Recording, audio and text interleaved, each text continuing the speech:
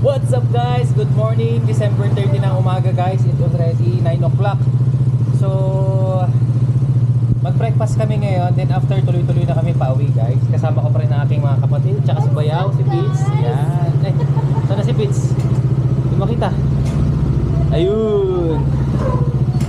Okay, so ayun, maulan ang umaga ng Baguio guys. Good morning Baguio. So today is Monday morning din. And dito pa rin kami sa aming tinirhan, which is North 27 Hill Transient Rooms. So ayan.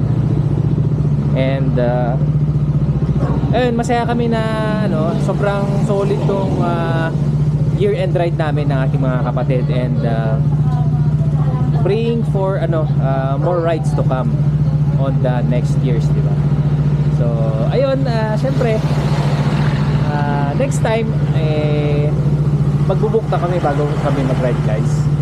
So ayan, mag-gek lang kami, Kapote, then Gina.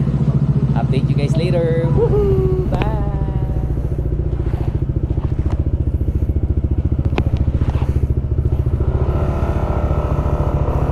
Dahil lang.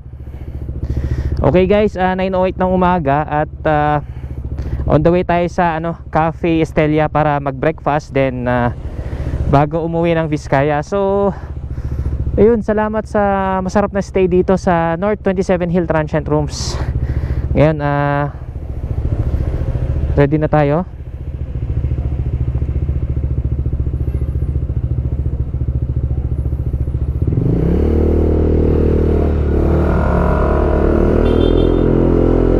Right, let's G. Di na tayo magagas dito guys, kasya naman yan hanggang Vizcaya. Doon na lang tayo mag full tank. Napakasarap pa rin talagang bumalik dito sa Baguio City guys. Although marami na siyang turista, masarap pa rin balik-balikan.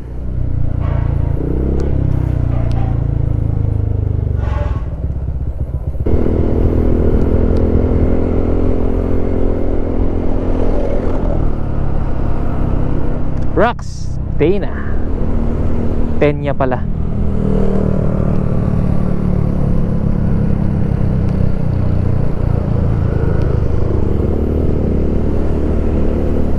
Chill ride lang tayo guys.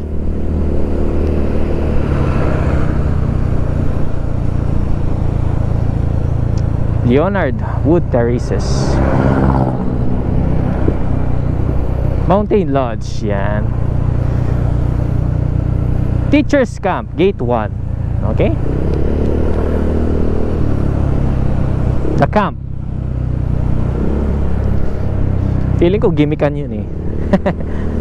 Wala, tapos na tayo dyan sa gimmick.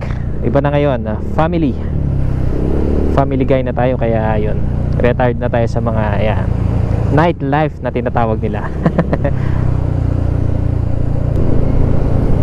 So hindi na rin kami masyadong naglibot dito guys, no? Kasi napuntahan naman na natin yung iba. Nag-overnight lang talaga kami dito para makapagpahinga kami ng maayos. At syempre para masulit namin ang cold weather dito sa Baguio. Opya. I think ito na yung botanical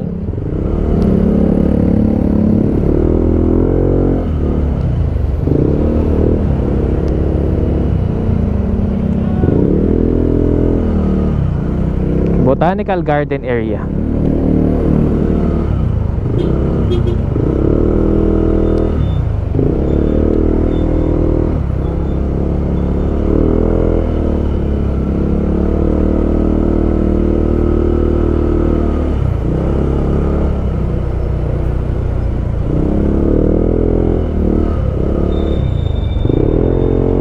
Ayan, daming tao pa rin guys, no? Kahit maambon. Baguio Botanical Garden. Woohoo! Oh, dami pa rin nakaparada, oh.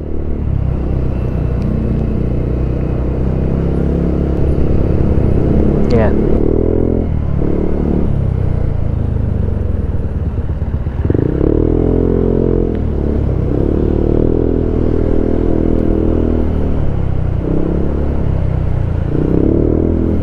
So kanan tayo guys dun sa police station.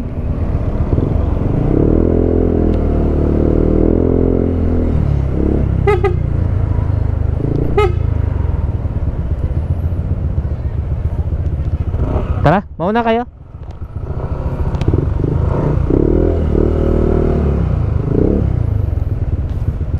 Salamat.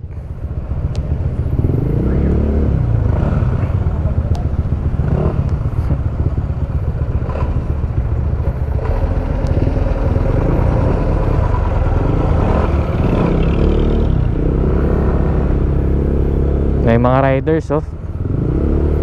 Magandang umaga po.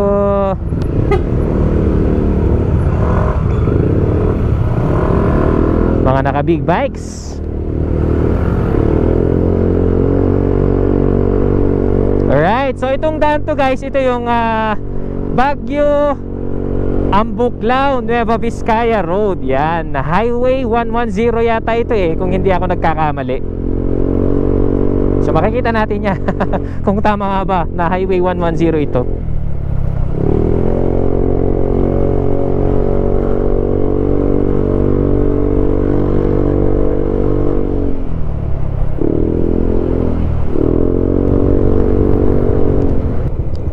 Welcome to Itogon Mountain Villa. Dito kami ngayon sa Cafe Estelia Coffee and Cocktails. Alright. Doon pala. Doon ang parking.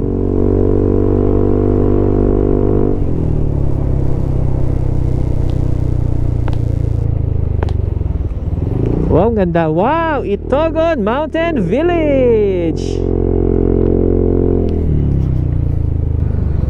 So ayan, good morning guys, 9:41 ng umaga. At narating na namin tong Cafe Estelia dito sa may Itogon, Benguet. So napakaganda dito guys, oh. Bagong bago. Ang dami nang pumupunta. Actually 8 o'clock ang bukas nito, pero ang dami ng tao sa oras na to. So naantay na ako ng mga kapatid ko guys. Bababa daw kami. Ano? Sobrang galing nang nakaisip dito guys.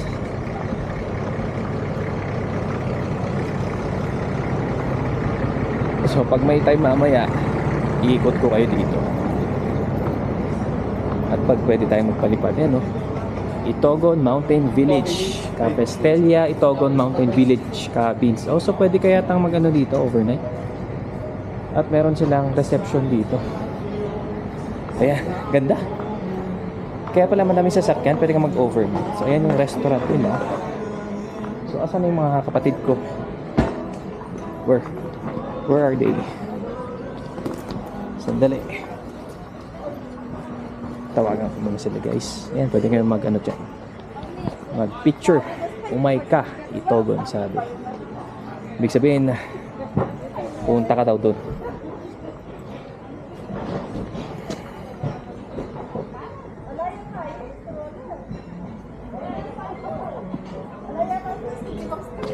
Walang punasan sila.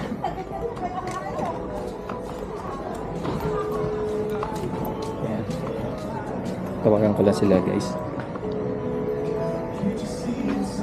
Pwede siguro magpalipad dito. Palipad tayo mamaya. Sana hindi mawala yung mga gamit namin doon. Baba. Dito siguro. Baba daw. Ang dami ding mga riders guys. Dito yata.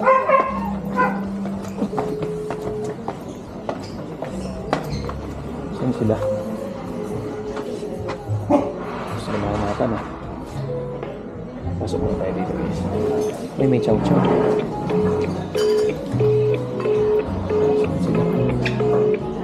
Ay, ito pala eh. Nahanap ko siya. O, diba? Napakaganda ng cafe na to, guys. Ano to? Agad. Ano? Hindi naman mawawala yung gamit natin.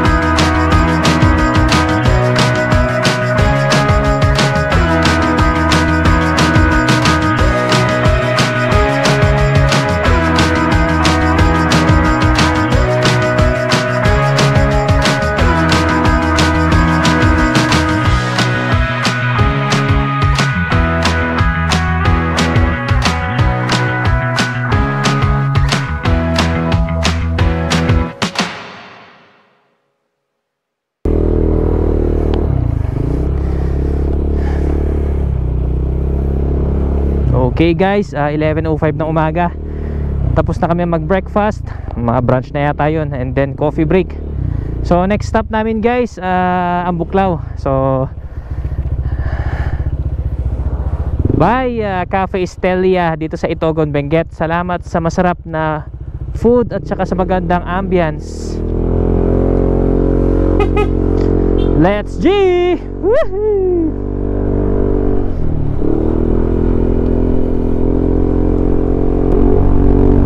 So approaching guys, ito yung entrance papuntang Alphaland. Ayun oh, wow.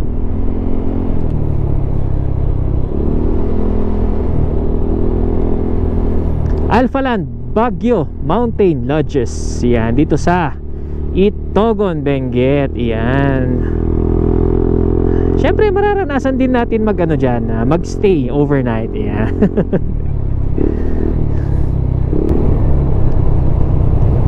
So approaching guys, Via Bonjoy. Yan. Yan, dito masarap din kumain. Tsaka marami ding bilihan ng pasalubong dyan guys. Pero syempre try din natin yung iba.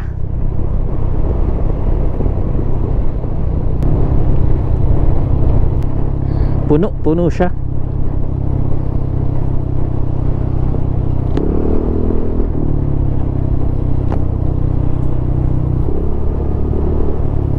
So dito guys, dito yung To The Moon. Ayan oh. Ay wala na. Arteo store na nakalagay. Wala na yung nakalagay na To The Moon.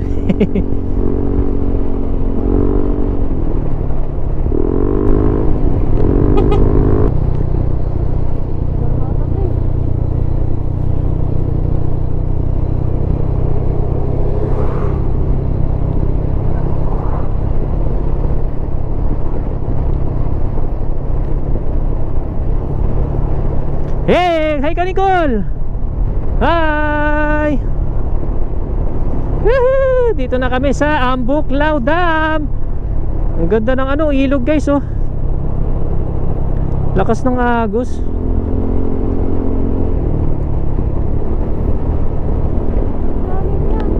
Hi! Hi kuya nate. Ganda. Wow, grabe.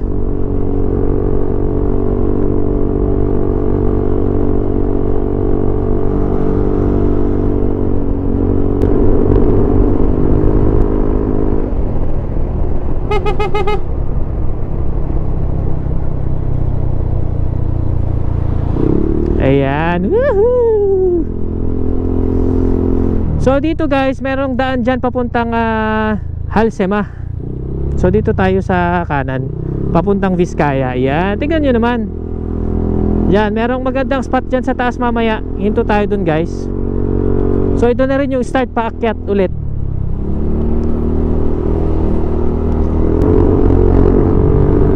Walang wala to sa ano guys, paakyat ng Mount Timbak. Basic na basic to.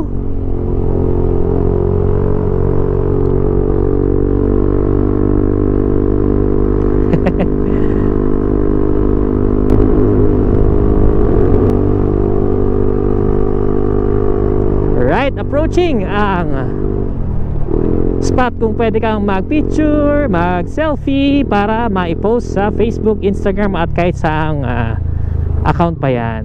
So dito tayo. So yan guys, magandang umaga pa rin, 11:50 na ng umaga. At dito tayo ngayon sa Buklaw View Deck. Yan. So umihilang yung mga kapatid ko, no? Magpalipad lang kami ng ano. Oo nga, sobrang init na guys. Sige, hindi katulad sa Mount Timbak, Mount Olis. Sa Atok guys, sobrang lamig. Ngayon na pag habang palapit kami ng palapit sa Vizcaya, painit na ng painit ang weather guys. Pero okay lang yan. Bali dito sa Buklaw guys, na-tsempohan natin na ano, nagpapakawala sila ng tubig. At yan, dito ka pwedeng mag-picture sa taas. Ay,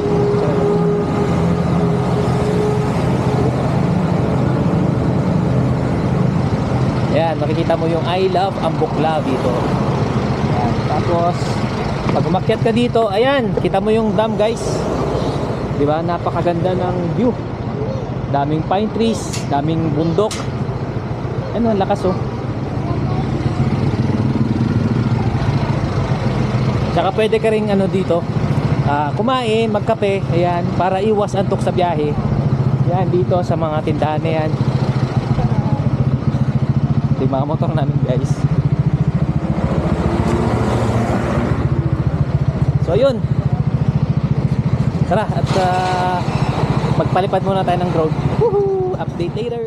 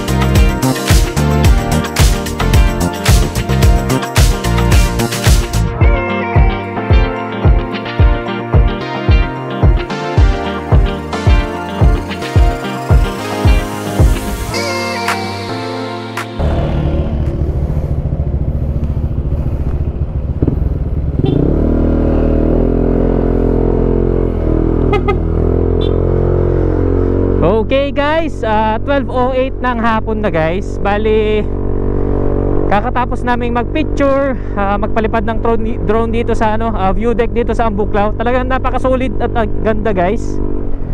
So ngayon, dire-diretso na kami pauwi ng Vizcaya. So Lord, please gabayan mo yung trip namin hanggang sa makauwi kami sa Vizcaya guys. And of course, safe ride sa lahat. Woohoo! Let's G!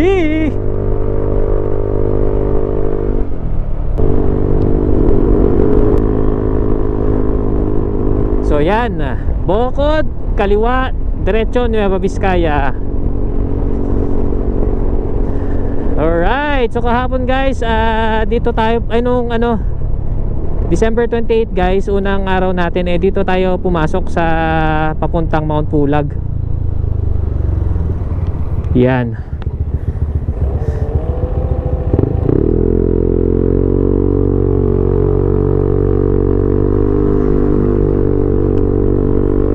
Okay, lapit na. Help us Lord.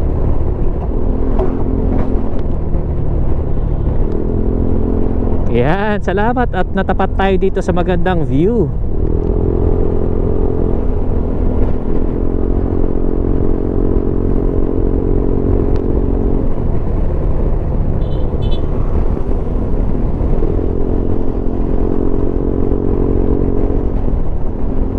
Yay! Ay.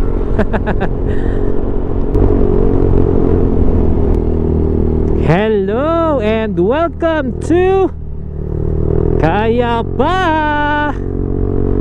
Hey! Woohoo! Hotchip! Vizcaya na tayo guys.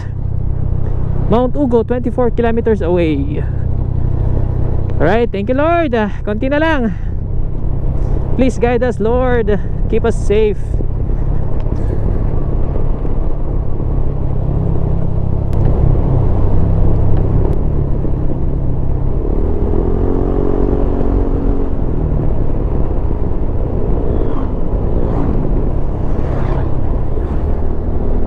St. Joseph Parish, Cayapa. So more or less mga 40 to 45 minutes from dito guys, no, ang biyahe namin. Lapit na Lord. Gabayan nyo kami please. And ito na ang munisipyo ng Cayapa, Nueva Vizcaya. Ayan. Itong kanilang sentro guys, ayan. Panoramic Cayapa, sabi niya.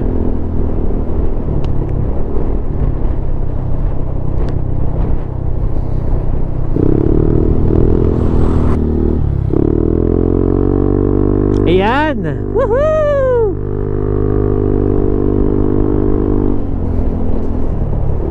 So welcome to Aritao, 7 kilometers na lang. Thank you Lord.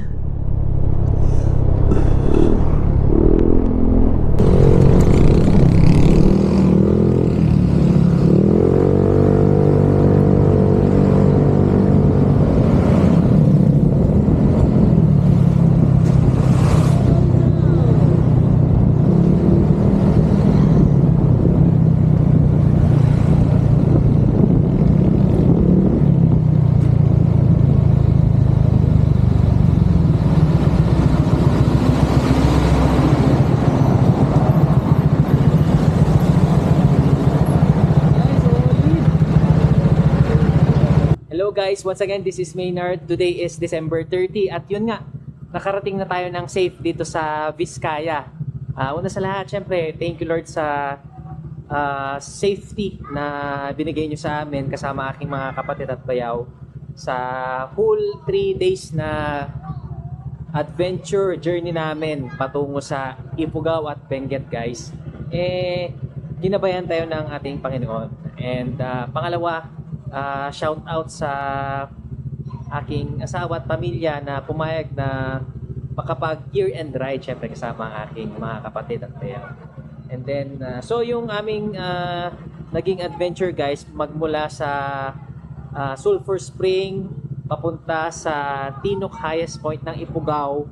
Although umumulan doon, okay lang, at least napuntahan natin. And then going to Atok, Benguet guys, which is second highest point.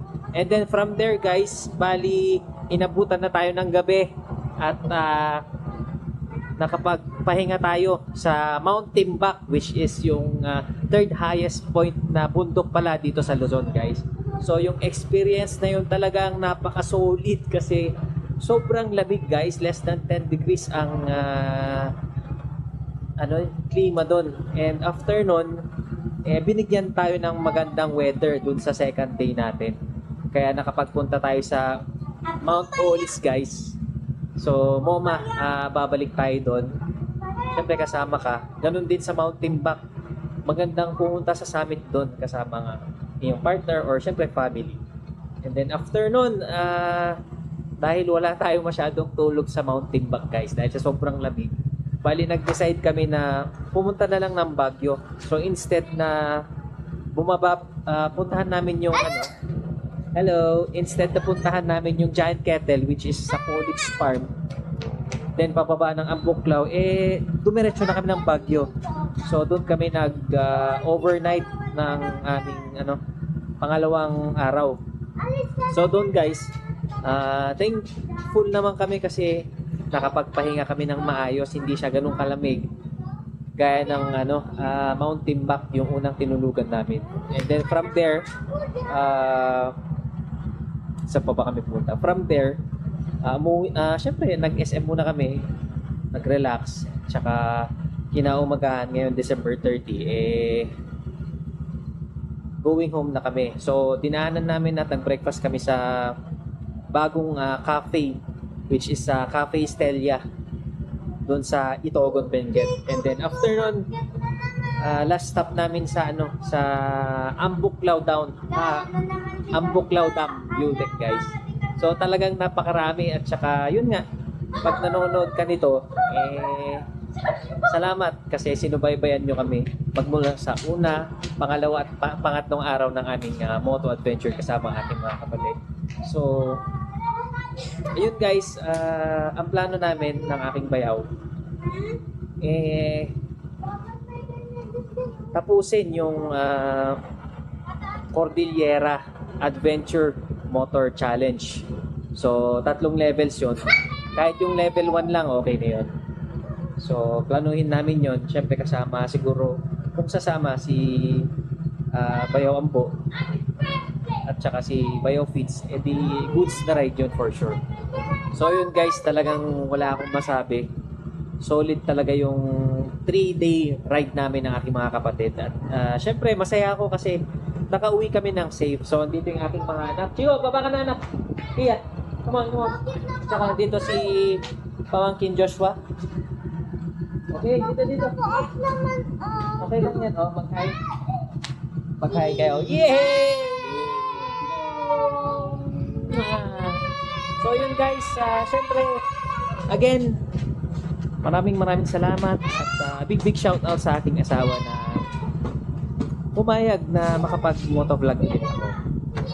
And of course, shout out din sa aking mga ka-work dyan sa MDRRM Obamba. Lalo na kay Fitzgerald Domingo. Yan. So, rinamis ko yun kasi nag-comment siya dun sa aking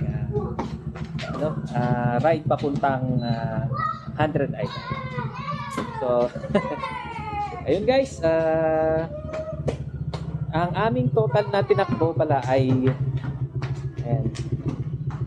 359.7 kilometers. Average gas consumption is 34.3 kilometers per liter. Ayan. So, not bad guys. Kasi nagpalit din tayo ng pipe. So, ayun, hanggang dito na lang muli. And see you sa mga susunod na motovlog adventure namin. So, again, maraming salamat. At sa mga hindi pa nakapag-like at subscribe ng aking channel, baka naman. So, shout out sa aking mga subscribers, di ba? Kahit konti pa lang, okay lang yun, gusto lang yun, at least meron. So yun, stay safe and God bless. Bye-bye!